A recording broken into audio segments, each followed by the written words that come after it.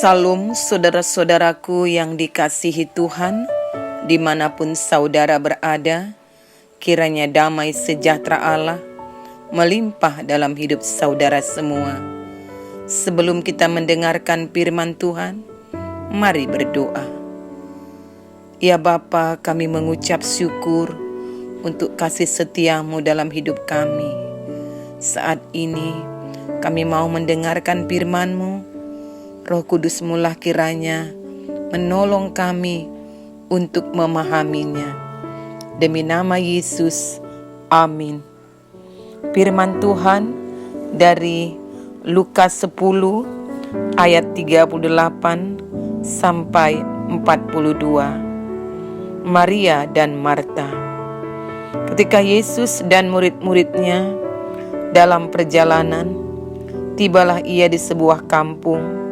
Seorang perempuan yang bernama Marta menerima dia di rumahnya. Perempuan itu mempunyai seorang saudara yang bernama Maria. Maria ini duduk dekat kaki Tuhan dan terus mendengarkan perkataannya. Sedang Marta sibuk sekali melayani.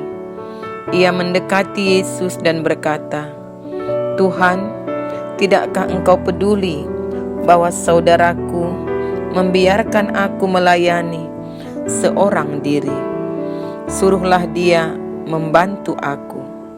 Tetapi Tuhan menjawabnya, "Marta, Marta, engkau khawatir dan menyusahkan diri dengan banyak perkara, tetapi hanya satu saja yang perlu.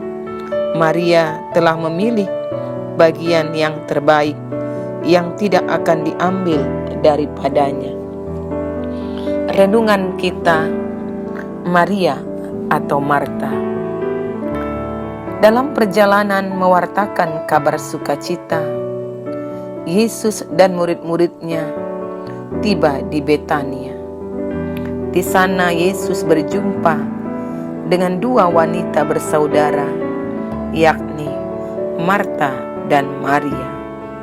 Saudara-saudaraku yang dikasihi Tuhan, kisah tentang Marta dan Maria yang menjamu Tuhan Yesus dan murid-muridnya ini adalah kisah yang cukup dikenal di kalangan orang Kristen.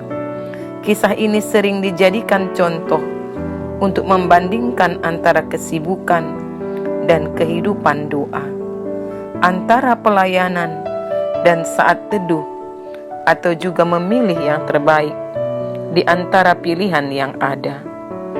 Hampir semua orang Kristen setuju bahwa Maria lebih baik dari Marta.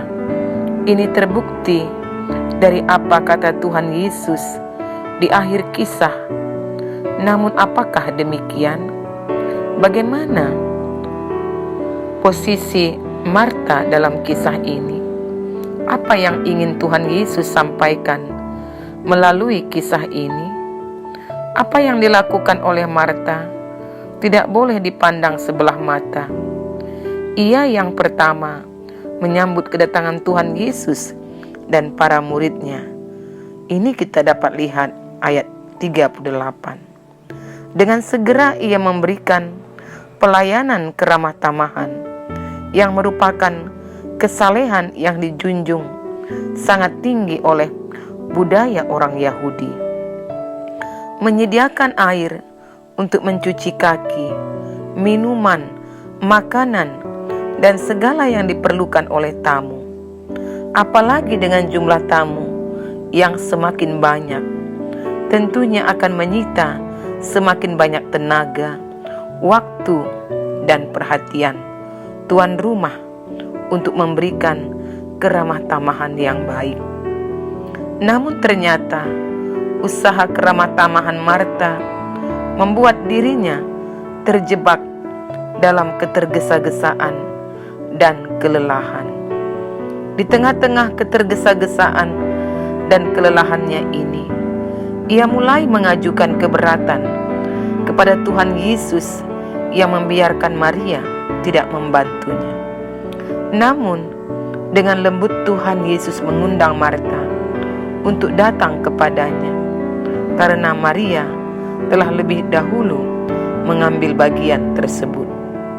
Saudara-saudaraku, Tuhan Yesus tidak bermaksud merendahkan keramah tamahan yang diberikan Marta.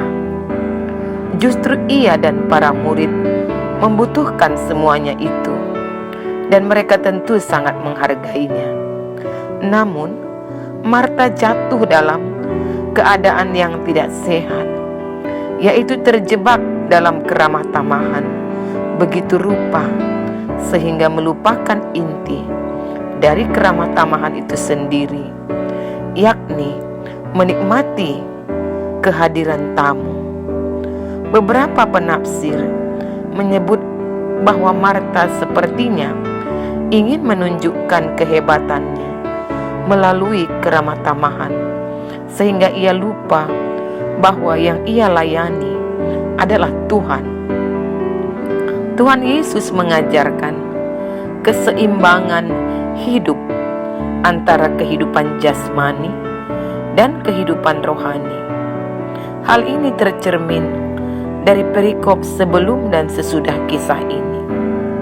Kisah orang Samaria yang baik hati pada Lukas 10 ayat 25-37 dan ilustrasi doa pada Lukas 11 ayat 5-8 menggambarkan kehidupan pelayanan keramah tamahan yang diajarkan oleh Tuhan Yesus.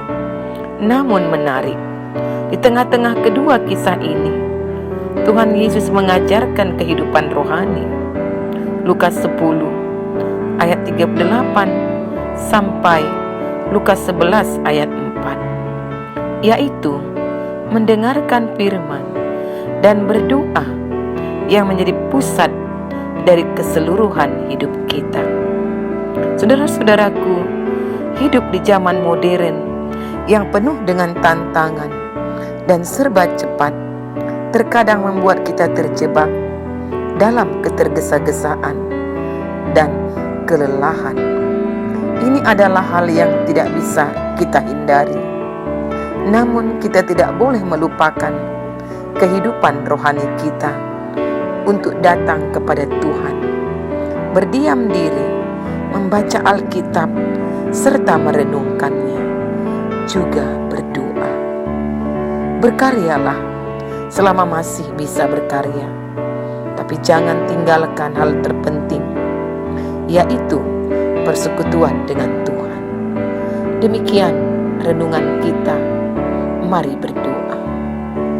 Ya Bapa, kami bersyukur berterima kasih. Engkau telah mengingatkan kami supaya menjaga kesehatan rohani kami di tengah-tengah kesibukan yang melanda kami. Dalam nama Tuhan Yesus, kami bersyukur dan berdoa. Amin. Salam saudara-saudaraku, kiranya firman Tuhan menguatkan. Tuhan Yesus memberkati.